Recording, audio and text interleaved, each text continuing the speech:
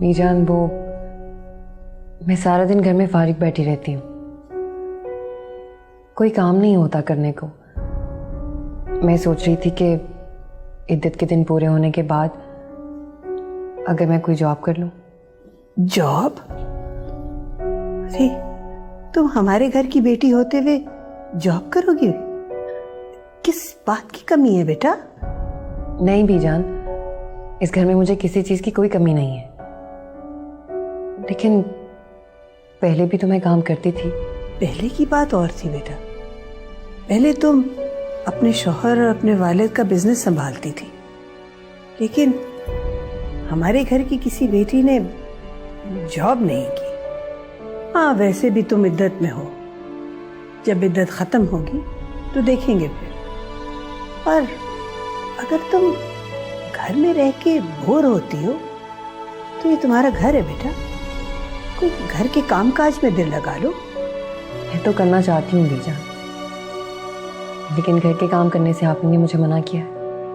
ठीक है, अब हम ही तुम्हें इजाजत दे रहे हैं कि इस घर में रह के जो तुम्हारा जी चाहता है करो। जी बीजान। ज़ाहरा, तुम हमारी भांजी नहीं, हमारी बेटी हो। हमने पूरा इख्तियार दिया इस घर का तुम्हें, जो जी चाहे करो। अगर चाहो तो अपने दिल की बातें भी हमसे कर सकती हो। जी बिल्कुल। ज़ाहरा, यहाँ आओ हमारे पास।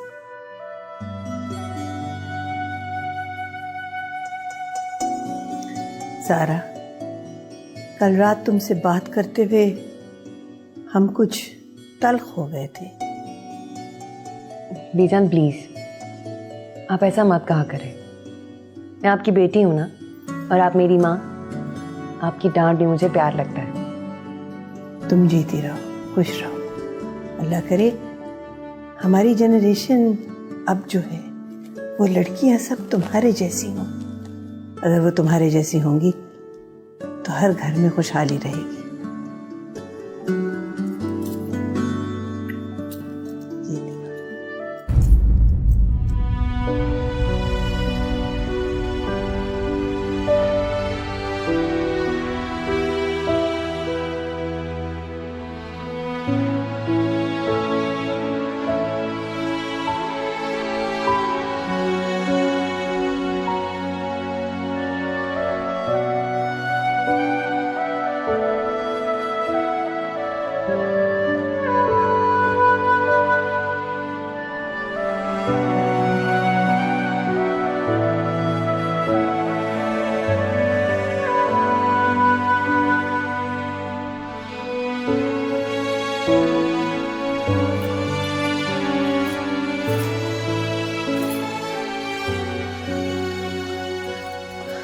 बीजान, बीजान, वो रिमशा की अम्मी आई हैं। और रिमशा की अम्मी आई हैं? और का क्या मतलब हुआ?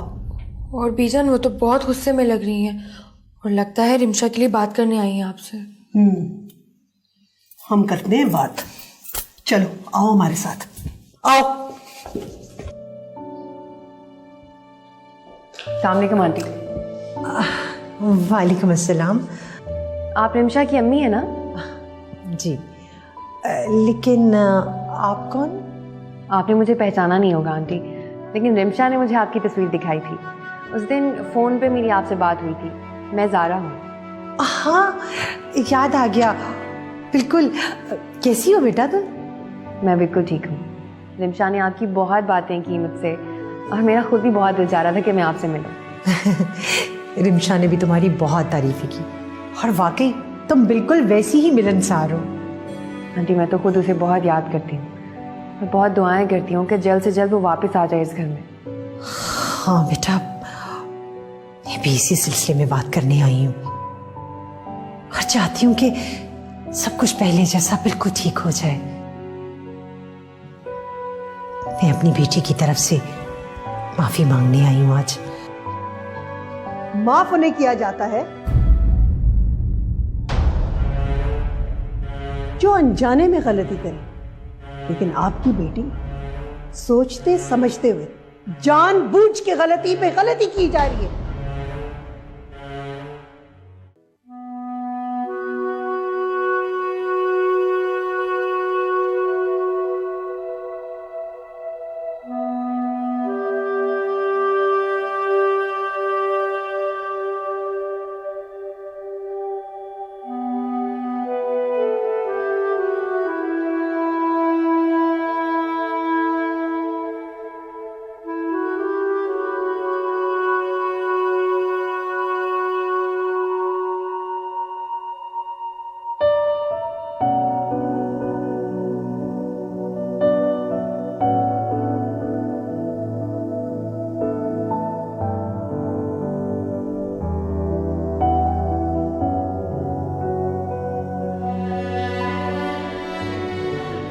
तुम भी अजीब बातें करते हो नीमा।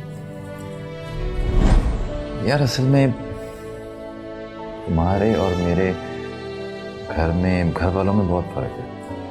खैर घर वाले तो सबके ही मुख्तलिफ होते हैं, फर्क होते हैं। अब तुम्हारे बीच में तुम्हारा और मेरा कहाँ से आ गया? नीमा, तब जो भी है वो हमारा है। और वैसे भी उनके मिजाज, उनकी रवायतों को समझने में थोड़ा सा वक्त तो लगेगा ना। मसला सिर्फ बीजान का नहीं है, भाभी भी हर वक्त नाराज रहती हैं बीजान से। बात मोहब्बत की है नेमत। मोहब्बत में बहुत ताकत होती है। इंसान बड़े से बड़ा पहाड़ भी सर कर जाता है। मैं हमेशा तुम्हारे साथ हूं और मुझे ये बहुत खुशी है कि ये सब कुछ तुम मेरे लिए कर रही हो। बस मेरा हाथ कभी मत छोड़ना नेमत। मुझे तुम्हारा साथ चाहिए। बीजान माँ है और माँ की डांट सुनने में कोई बुराई नहीं है। बस तुम कभी मुझे झुकने मत देना। ये तो तुम्हारा बड़कपन है रिमशा, वरना जिस तरह बीजान ने उस दिन। ये मेरा बड़कपन नहीं है नेमत, ये तुम्हारी मोहब्बत है जो मुझे हर मुश्किल बर्दाश्त करने की हिम्मत दी। और वैसे भी औरत का असल इम्तिहान तो उसी वक्त होता है ना, जब उसे सब गलत समझ रहे हों और उसने अपने आप को सही साबित करना। और तुम क्यों परेशान होते हो नीमा? मैं सब कुछ ठीक कर दूंगी और बीजान के दिल में अपनी जगह भी बना लूंगी। बस तुम कभी मुझे झुकने मत देना।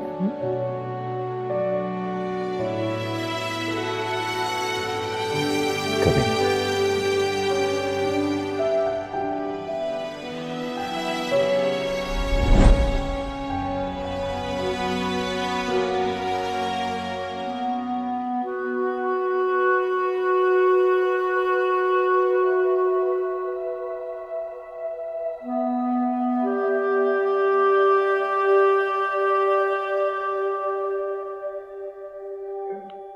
भाई साहब सबके लिए चाय बनवा दो। नहीं बेटा, मुझे किसी चीज की जरूरत नहीं है। आंटी एक चाय से कुछ नहीं होगा, बस अभी आ जाएगी। यास्मीन उन लोगों में से है जो अपनी बेटी के ससुराल में आके कुछ नहीं खाते पीते। ओ हाँ, अब तो ये आपकी बेटी का ससुराल नहीं रहा। हाँ, हो सकता है आप एक प्याली चाय पी लें। यास्मीन, ये बताएं आपका यहां आना कैसे हुआ? बीजान वो ज़ारा, तुम आयजा के साथ जाके चाय की तैयारी करो, हम यहाँ बात कर रहे हैं।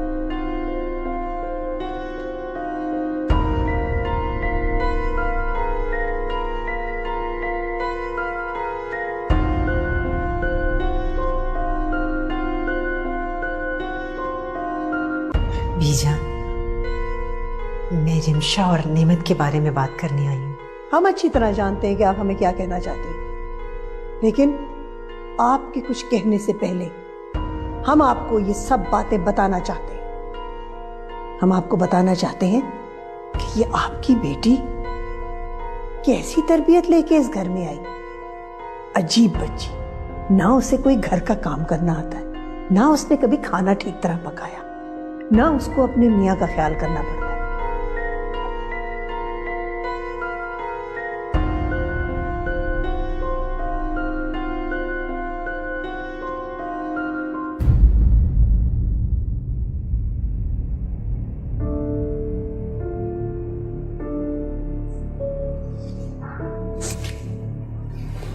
No reply. 1 घंटे से ज्यादा हो गया है मामा को गए हुए, अभी तक नहीं आई।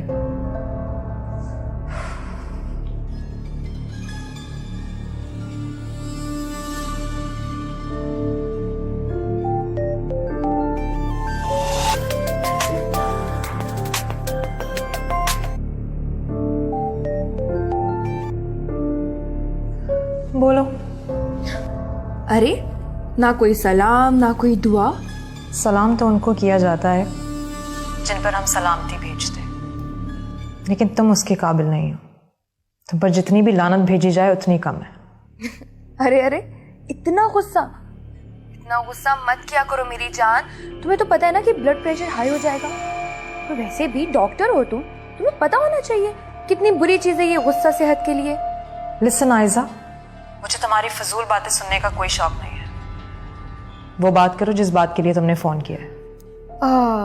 वैसे रिमशा, बहुत उदास हूं मैं।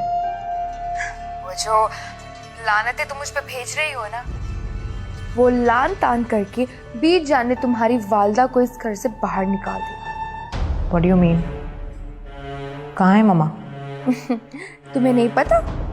अरे आई थी तुम्हारी वालदा हमारे घर, बीच जान से माफिया मांग रही थी, रो के गिड़गिड़ा के तुम्हारी तरफ। मगर बीजान एक भी नहीं सुनी उनकी, और एक बार फिर बेइज्जत करके उन्हें इस घर से बाहर निकाल दिया। What? तुम लोगों की हिम्मत कैसे हुई मेरी मम्मा की बेइज्जती करने की? अरे सच पूछो तो मुझे भी यास्मीन आंटी के लिए बहुत बुरा लगा। बेचारी तुम्हारी सिफारिश जो लेके आई थी यहाँ। मैं तुम लोगों को देख लूंगी।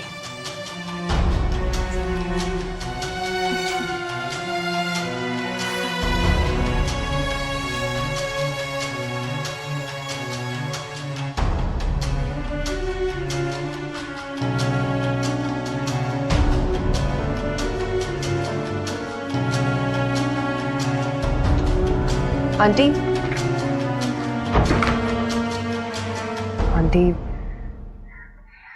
बीजान की तरफ से मैं आपसे माफी चाहती हूँ। वो अभी गुस्से में है इसलिए। नहीं बेटा, बीजान बड़ी है, उन्हें डांटने का हक है। मैं तो बस रिमशा के लिए परेशान, उसका बसा बसाया घर तबाह हो रहा है। आप परेशान मत हो, मैं पूरी कोशिश कर रही हूँ कि सब कुछ ठीक कर सकूं। मुझे तो लगता है मुझे अपनी बच्ची का मामला अल्लाह पर छोड़ना पड़ेगा। मैं तो हिम्मत हार चुकी। फिक्र मत करें, अल्लाह ने चाहा तो सब कुछ ठीक हो जाएगा। इंशाल्लाह। ठीक है बेटा, मैं अब चलती हूँ। खुदा हाफिज। अल्लाह हाफिज।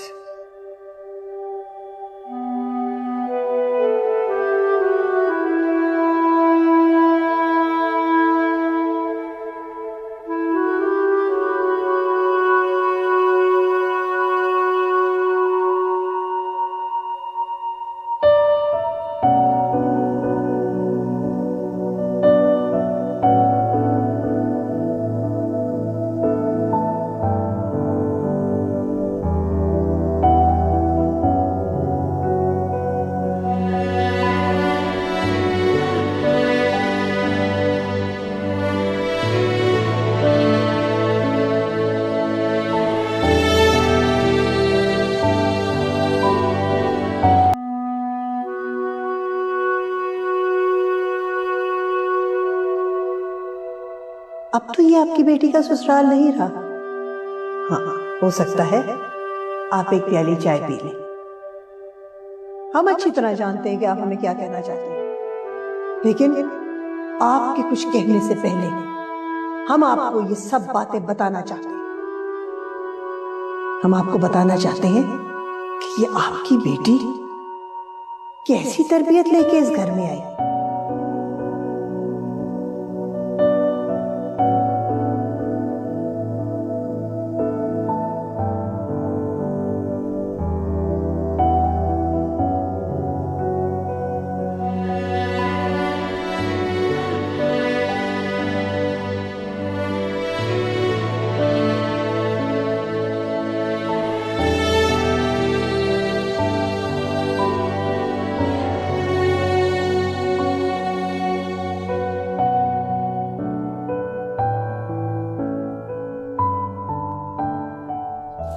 नहीं रूबी, कभी कभी रहमत को इस तरह देख के मेरा दिल बहुत दुखी होता है।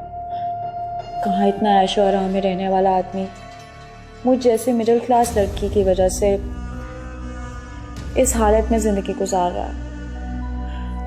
रूबी, मैं तो चाहती हूँ कि बीजान जल्द से जल्द रहमत को माफ़ कर दें और हम दोनों के साथ साथ इस आने वाली ज़िंदगी को भी एक्सेप्ट कर लें।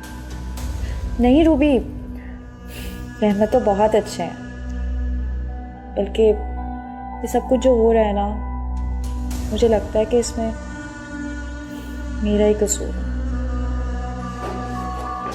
अब अच्छा, मैं तुमसे बाद में बात करती हूँ रूबी। आप कब आए? अभी जब तुम फोन पे बात कर रही थी।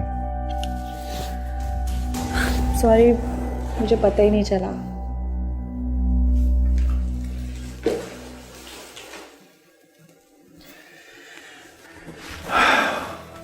देखो माम, तुम इस सब का जिम्मेदार खुद को मत ठहराओ। तुम जानती हो, जब से तुम मेरी जिंदगी में आई हो, मुझे महसूस होना शुरू हुआ है कि कोई तो मेरा अपना है जो मेरे साथ कदम से कदम मिला के चल रहा है। तुम मेरे साथ हो तो मुझे अकेलेपन का एहसास नहीं होता। प्लीज खुद को कसूरवार मत ठहराओ किसी चीज का भी। ये सब कुछ तो वैसे ही किस्मत में था, और कसूर अगर है तो उन लोगों का जो मेरे अपने थे। रहमत, मैं हमेशा आपके साथ रहूंगी, ऐसे ही। I know, and thank you. अच्छा खैर, छोड़ो इन बातों को। मैं फ्रूट भी ले आया हूँ, जो चीज़ें तुमने कही थी वो भी ले आया हूँ। अब तुम्हें अपना ख्याल रखना है, अपना भी और अपने साथ किसी और का भी, ठीक है? Good.